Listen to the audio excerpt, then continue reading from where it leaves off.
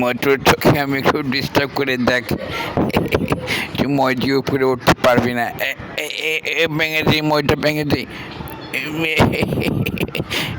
এই দেখ, তোকে আবার ফেলে দেবো।